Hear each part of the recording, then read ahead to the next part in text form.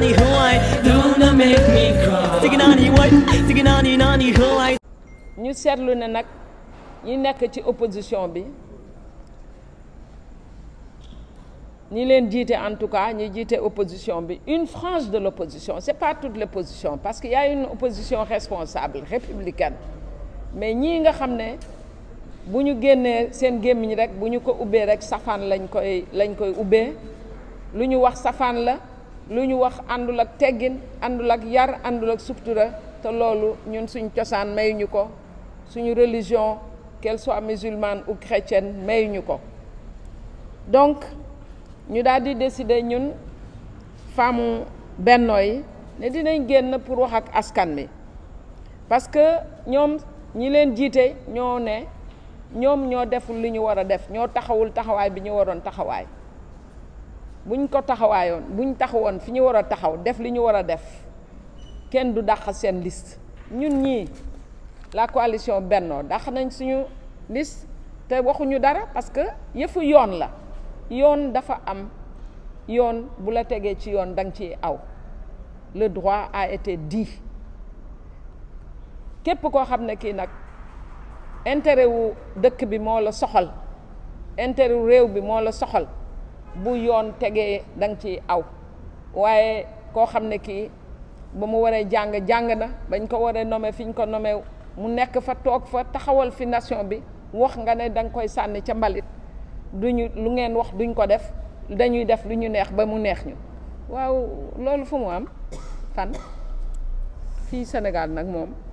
jàmm rek a fi am. faral di wax ne nag ñoom bëgguñu dem élection moo waral dilatoire bi yëpp waaye élection moom dina am nee nañ bañ bëre bëgg bëre mooy li premier ministre di wax Aminata Touré mu am nag ci ñoom ku jigéen ku yëkkati kàddoom wax ci wàllum parité bi te muy ndaw soo xam ne moom ci boppam dafa bokk ci ñi liggéey ci parité mais moo njëkk a salfaane parité ndax tey bu ñu defee liste ñoom seen liste respecté wuñ jigéen ak góor moom muy jigéen boo xam ne ba ñuy xeex parité dafa bokkoon ci ña koy xeex jiite ko mu fekk mu nekk ministre de la femme tey jii nii benn bande de coquins et de copains def liste boo xam ne ñu jël jigéen sànni fële moom muy jigéen nekk seen biir ko seena loolu kon kooku jigéen ñi dañ ko wan ginnaaw moom taxawaay ba ñu xaar ci moom en tant que jigéen defu ko te ñii nag di bëgg a xëccoo nguur gi tey nañ jàpp ne bés bu ñu ko yoroon parité bi dina nax saay nañ jàpp ne bés bu ñu ko yoroon jigéen fa mu newoon fa lay delluwaat bu ñu fàtte ne dëgg la le président Abdoulaye Wade mooy le théoricien de la parité mais le président Macky Sall mooy le praticien de la parité moom moo tax ba parité bi effectif fii ci Sénégal mënoon naa dem élection du def parité li ñu naan mujjewul puso bi mu réer déedéet dañ ko jox loi bi sur la parité le président Macky Sall appliqué ko si en 2012 appliqué ko également en 2017 en 2022 mu appliqué waat ko. kaddu yu gàtt rek lay ñëw pour wax ko la population sénégalaise tàmm ma wax tàmm ma dugg ci média du ma dem ci plateau waaye tey wax dafa jot puisque dañu nekk ci réew moo xam ne kenn xàmmeetu ko léegi Sénégal ñun ñi ñëpp ay ndaw lañu moom la ñu nekkoon politique yàgg na am depuis ci président Senghor président Abdoulaye Wade ñu ñëwaat son excellence président de la République Macky Sall tamit ñëw fi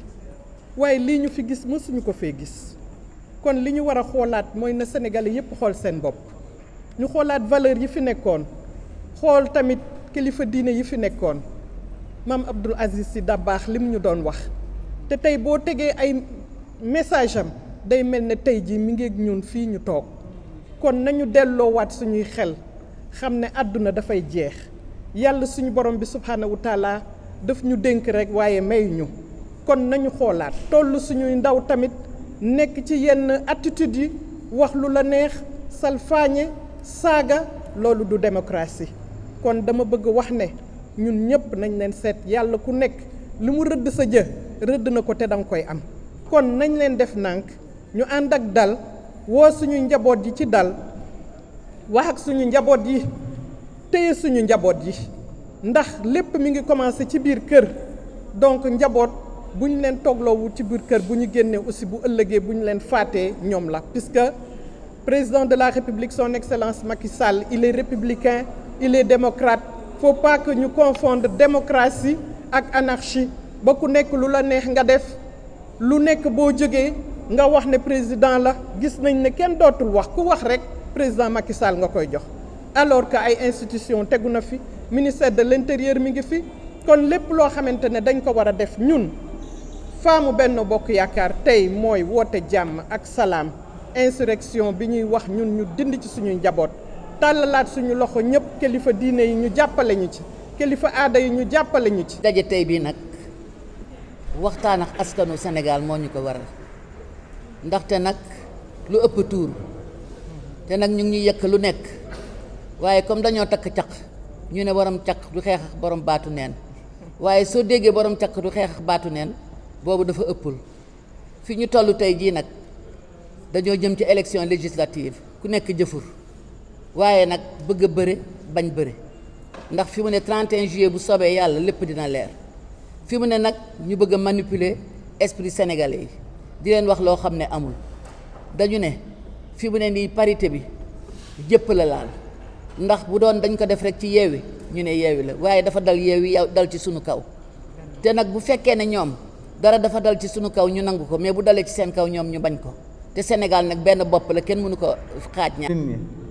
dañ leen di ñaan wax nañ ko ñu dal ndax nit ki bu defee erreur am ba reconnaître ko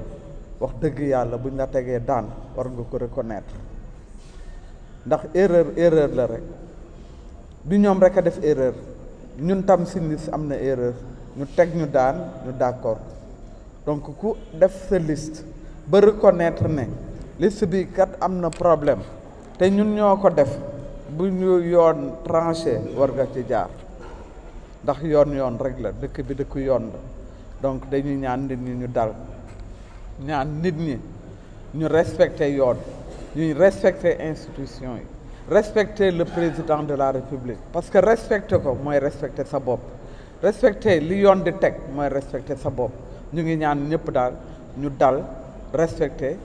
lii yoon teg ñu dem ci élection yi ci jàmm. Siginani nani who I say, Siginani who I don't make me cry. Siginani what? Siginani nani who I